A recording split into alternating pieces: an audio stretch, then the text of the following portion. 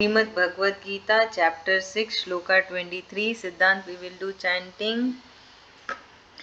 Tam vidyat संविद्यात् dukha samyoga सुखसंयोग viyogam वियोगम् yoga sangitam योगसङ्गितम् sanischa सनिश्च yena yoktavyo येन योक्तव्यो yogo nirvinna योगनिर्विण्ण chetasa. चेतसा Shloka 24.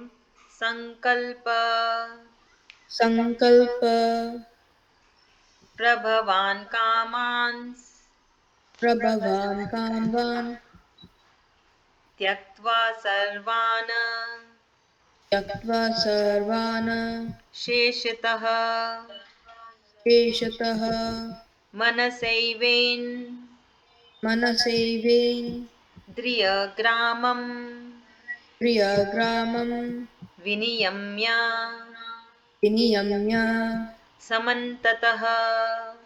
समन्ततः. Thank you. Now the meaning, Shloka 23.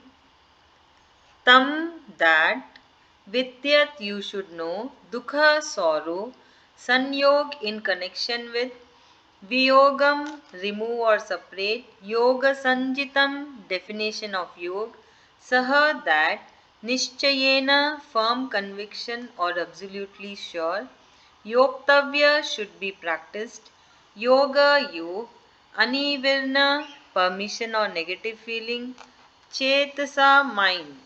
Sri Krishna ji has said here, you should know the definition of yoga as that which separates connection with sorrow. You should engage in yoga with firm conviction and without any pessimism in the mind. So the state of yoga implies both attainment of bliss and freedom from the misery. Sri Krishna ji highlights to us this is in two successive shlokas. So, in the previous verse, the attainment of bliss was highlighted as the results of the yoga. In this verse, freedom from misery is being highlighted. So, in the second line of this verse, Sri Krishna ji states that the stage of perfection has to be reached through determined practice. Therefore, one should be absolutely sure that he or she wants to meditate successfully, and there should not be 1% doubt in his mind that it is not achievable. So, if we see Sri Krishna ji, he keeps on reminding us again and again on different topics that whatever we do, we should have 100% trust, and there shouldn't be even 1% of doubt. So this point has been noticed in all the chapters, in all the topics. So he tells us that whatever, so it can be implied in anything whatever we are doing. So like Siddhant, you are studying, so you should have the trust that yes, I am studying and it is useful for me. Like when we worship God, so it should not be worshipped with the duality, whether I should worship or I shouldn't worship, whether there is God or not.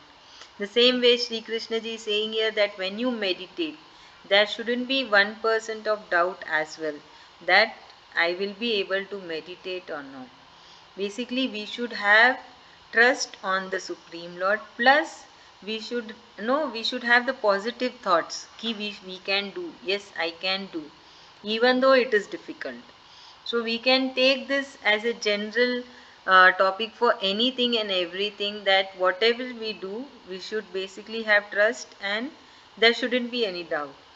And second thing, Sri Krishna ji is saying that by the help of yoga, one is that we are going to enjoy the eternal bliss. Second is that the true yogi will be free from all the miseries. So that connection will be disconnected.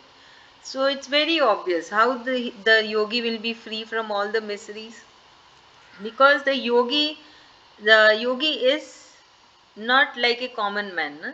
The yogi's way of thinking, way of seeing the world, everything changes. For that yogi, the main goal is Sri Krishna ji, and whatever he is considering his body as a machine, and he is just doing what his primary duty as a command of Sri Krishna ji. So there is no attachment. When there is no attachment, there is no misery, there is no sorrow.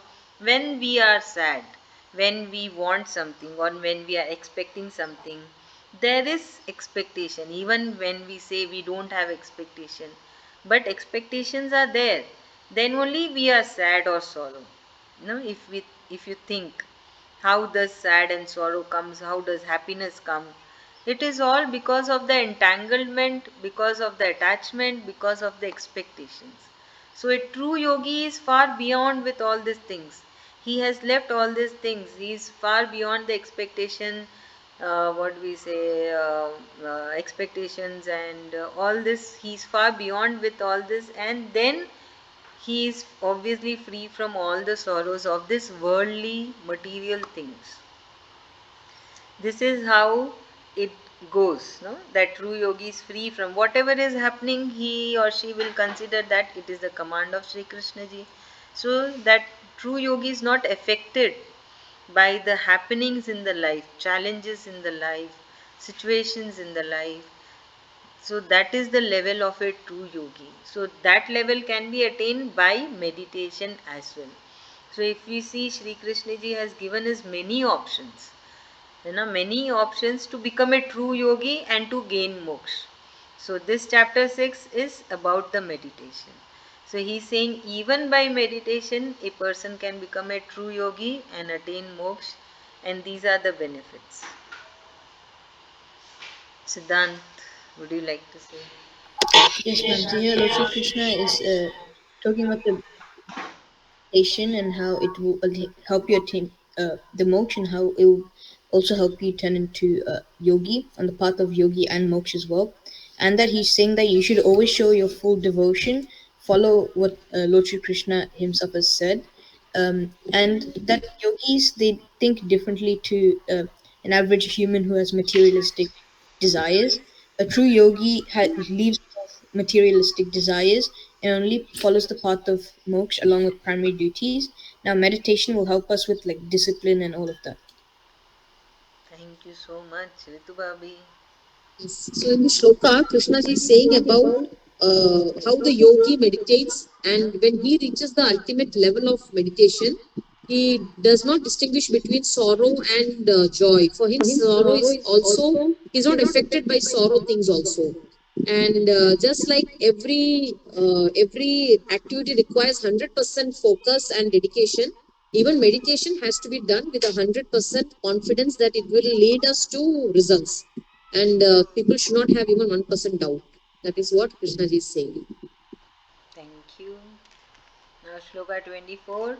Sankalpa, a promise, Prabhavan, born of Kaman desires, Tyaktva, having abandoned, Sarvan, all, Asheshta, completely, Manasa, through the mind, Eva, certainly, Indriya Gramam, the group of senses, Viniyamya, restraining, Samantataha, from everywhere. Sri Krishna ji has said, one should do so by completely giving up all desires, and one should have total control over one's mind and sense organs. So, meditation requires two important activities: destroying material desires and focusing on our inner self where God resides. So, in this and the next shloka, Sri Krishna ji gives us a method for dealing with one of the biggest challenges in meditation, which is uncontrollable desires. He says that in order to fulfill the goal of keeping the mind established in the self, we have to completely withdraw the mind from all sense objects and destroy desires at their root when the desires are born. And the destroying of desires happen through our control over mind and sense organs. So Shri Krishna ji is saying one more point, like how to gain focus during meditation, to kill the desires to have complete control over the desires. Then the mind will be able to focus on meditation. So, meditation requires, so for doing meditation, also one has to give the desires. So, it will be helpful even for gaining moksha, and it will also be helpful to have a peaceful life, because if there are no desires, life is peaceful, happy. Is it to Bhabi? Again, Krishna is saying about the desires and how we should renounce all desires. And he's saying meditation is also one of the way to achieve it. Because to meditate also we need to detach ourselves from all. We should collect all our senses inward and not be affected by materialistic world. So it is also a way to achieve moksha. Meditation is also a way to achieve moksha. Thank you. Siddhant. Yes, ma'am. So here, Lord Shri Krishna is trying to like tell through like us that we have like two jobs. So mainly, it is getting rid of our desires, and that also focusing on the Lord Shri Krishna like, in ourselves and trying to get the moksha. So here, Lord Shri Krishna is saying that we should get rid of our desires, and one strategy that can help will help is meditation. When you restrict yourself from all sense materialistic objects around you, like sense objects, and just focus and keep control of all your sense organs, then you'll be able to keep control of any uncontrollable desires and be also be on the path of moksha.